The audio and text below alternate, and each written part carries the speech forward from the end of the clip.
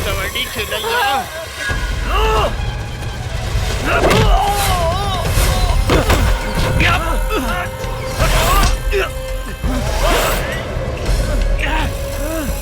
SP साहब, रउआ चिंता मत करी, अपने के ऊपर गईला के बाद राउर पूरा परिवार के मुंह पर भेज दे। शेर के मान में हाथ डाला तारे रे काली, तो हमारी पत्नी के छोड़ दे, ना तो हम तारा के जिंदा तमाचा हमरे मादर जान। साला हमरा के करियो।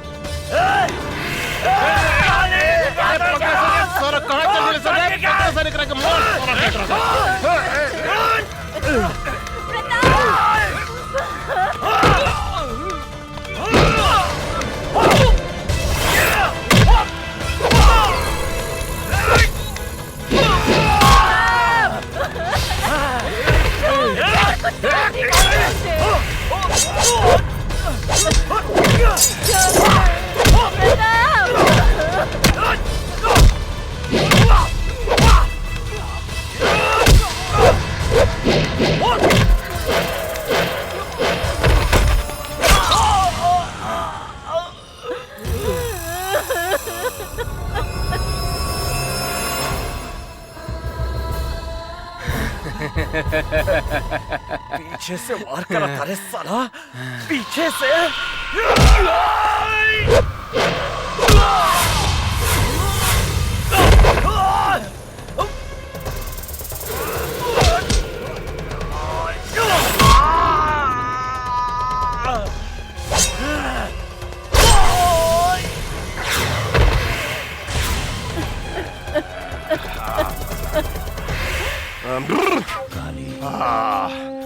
मिजाज मस्त हो गई। काली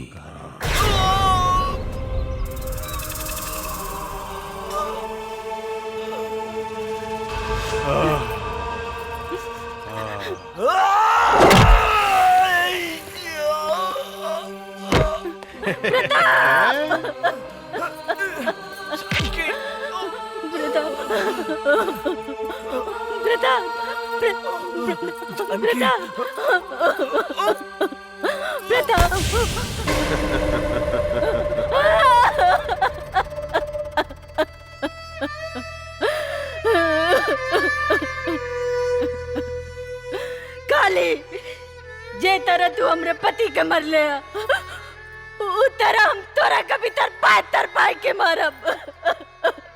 तोहर कौन भी जाब। अरे हम तोरा के जिंदा छोड़े तब तू हमार खून पियबू है? हम इतना जल्दी मरे वाली नहीं के काली पांडे। हम जियब जब तक ले हम तोरा के मौत के घाट ना उतारब। जौन हाथ से तू आज हमरा शरीर के छू ले हा, जब तक वो हाथ के तोहरा शरीर से ना अलग करब।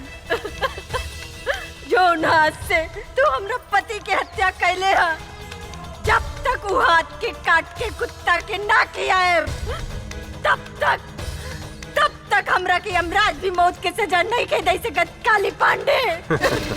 यमराज तो तोरा सामने खड़ा बा जानकी देवी। ए, एकनी के पूरा परिवार के साथ ही हम लोग भेजे के तैयारी कर। प्रताप, छोड़ दे हमरे पति के।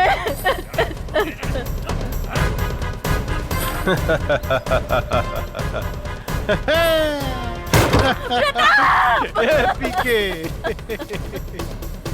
ए फेंक साले के खाई में काली पांडे से दुश्मनी। छोड़ दे गंगा, जमुना।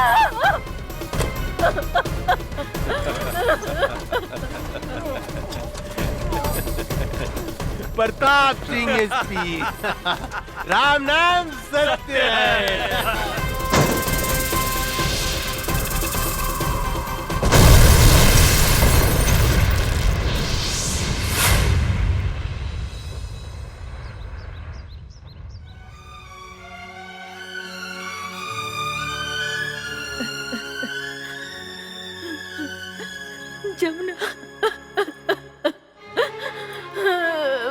प्रताप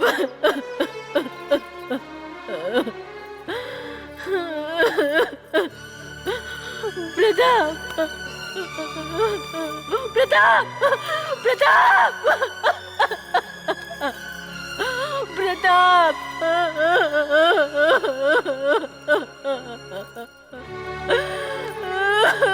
प्रताप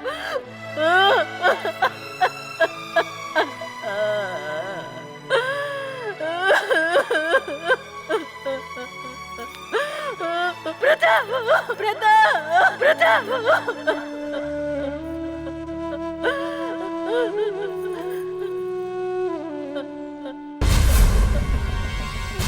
आज हम तेरा सामने प्रतिज्ञा करता ने जब तक काली पांडे के खून से ना नाप तब तक हम अपन केस ना बांधब।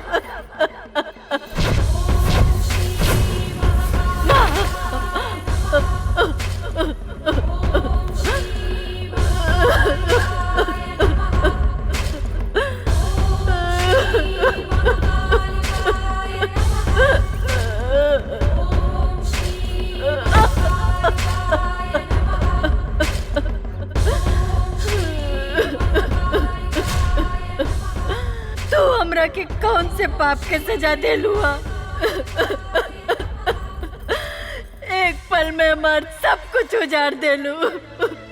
दुनिया कहला कि औरत बहुत शक्तिशाली हो केला, सृष्टि करता हो केला, लेकिन हम कहता नहीं, ये झूठा, ये बकवासा।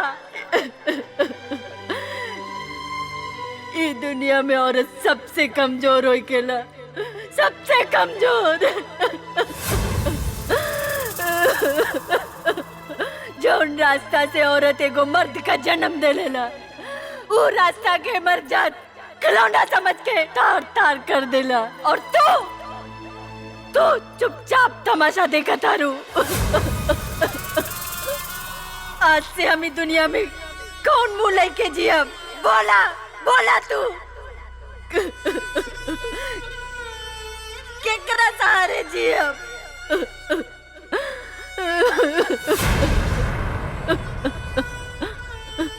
आज हम तोरा सामने अपन आत्महत्या करब। आत्महत्या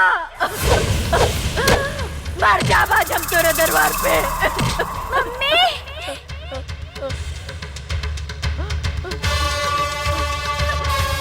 जमुना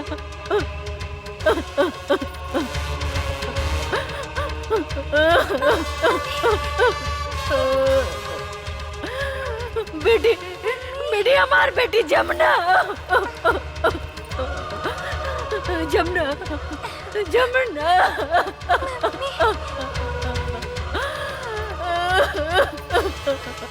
जमुना जमुना हमार गंगा गंगा कहाँ गए?